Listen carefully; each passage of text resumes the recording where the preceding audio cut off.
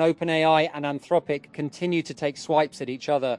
This week, during a podcast appearance, OpenAI CEO Sam Altman called out his competitor's new cybersecurity model and, noting that the company was using fear to make its products sound more impressive than it actually is.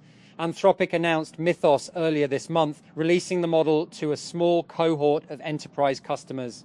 And the company has claimed that Mythos is too powerful to be released to the public out of concern that cybercriminals will weaponize it. Critics have said this rhetoric is overblown.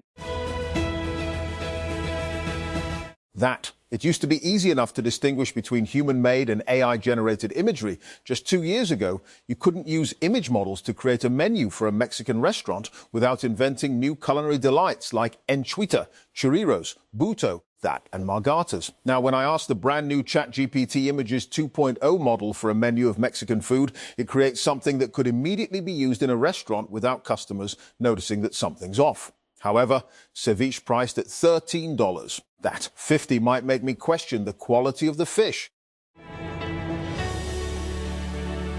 And there's a version of a tech conference where you fly somewhere expensive, sit through panels, collect business cards you'll never follow up on, and fly home. And SUSE High Tech Tokyo 2026 was deliberately designed to be the opposite of that. When 60,000 attendees descend on Tokyo Big Sight April 27 to 29, the headline numbers are hard to ignore. 750 startup exhibitors, 151 sessions, and city leaders from 49 countries. But the stat that tells you what kind of event this actually is, it's 10,000 facilitated business meetings, brokered, booked, and tracked before most attendees even land. And Apple's recent crackdown on the MyFitnessPal-owned Cal AI food logging app demonstrates that the tech giant is still enforcing its strict App Store rules around the use of external payments. The calorie counting app, which was briefly removed from the App Store last week, had attempted to skirt Apple's in-app purchase guidelines and had also employed manipulative tactics, Apple told TechCrunch. The developer has since addressed the issues, and the app has returned to Apple's OS App Store. That American football team head coach of New England, Mike Vrabel, broke his silence on Tuesday, April 21, over controversial pictures with former NFL reporter Diana Russini.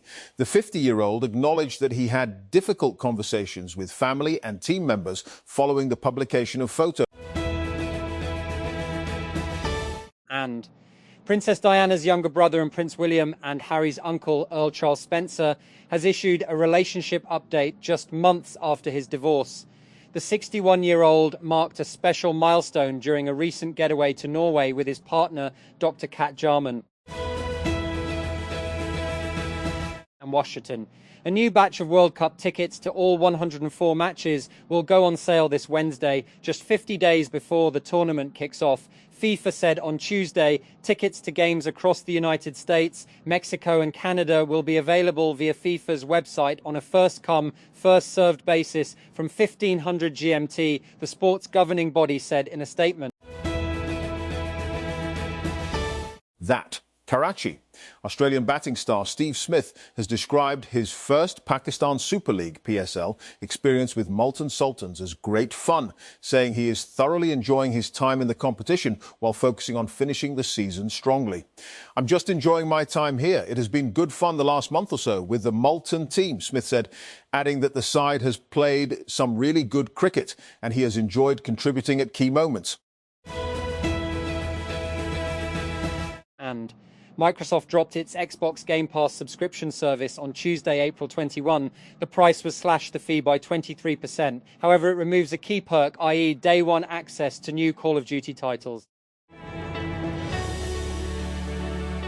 And 600,000 tractors. Every one of them made in Pakistan for Pakistan. The milestone was marked at a ceremony at the company's manufacturing facility in Dera Ghazi Khan, where Al Ghazi Tractors has operated without interruption since 1983. Spanning over 3.9 million square feet, the plant is one of the largest of its kind in the country and has been the sole address of the company's production for over 4 decades. That Karachi. Police on Tuesday claimed to have arrested 5 suspects they said were involved in a recent attempt to loot citizens on a bridge in Karachi's Shah Faisal colony. East Deputy Inspector General DIGI, Dr. Farrokh Ali, had ordered an inquiry over the incident after a video of the incident went viral on social media. The video showed motorists and commuters standing on the bridge complaining about 12 to 15 robbers armed with Kalashnikov rifles and openly looting travel. The Israeli military on Tuesday said 2 soldiers would receive 30 days of military detention and be removed from combat duty over the destruction of a statue of Jesus in southern Lebanon. The decision comes after widespread condemnation of a photo shared online showing an Israeli soldier using a sledgehammer to strike the head of a statue of the crucifix. And the AI platform Clarify deleted 3 million photos that it says it got from OkCupid to train its facial recognition AI, according to Reuters. The company also deleted any models that were trained using that data. And per the FTC's investigation, Clarify asked OkCupid, whose executives had invested in the company, to share data in 2014. The dating app then provided these user-uploaded photos, reports say, and along with other demographic and location data. Per OkCupid's own privacy policies, this behavior should have been prohibited. And after 15 years at the helm, Tim Cook is stepping down as CEO of Apple and handing over the reins to the company's senior vice president of hardware engineering, John Ternus. Cook, who joined Apple in 1998 and succeeded Steve Jobs in 2011 and went on to transform Apple into a powerhouse worth $4 trillion, with his time as CEO coming to an end on September 1. And let's take a look at some of the highlights of Cook's 15 years as the leader of one of the most influential companies in the world. The Social Security Administration is warning beneficiaries that several local offices across the country are either fully closed or operating with reduced hours. Some offices are even handled by phones only.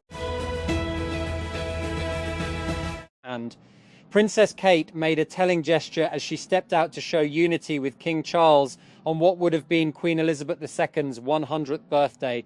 The future Queen apparently made a vow to continue the late Queen's legacy as she wore her signature colour with bespoke Emilia Wickstead dress.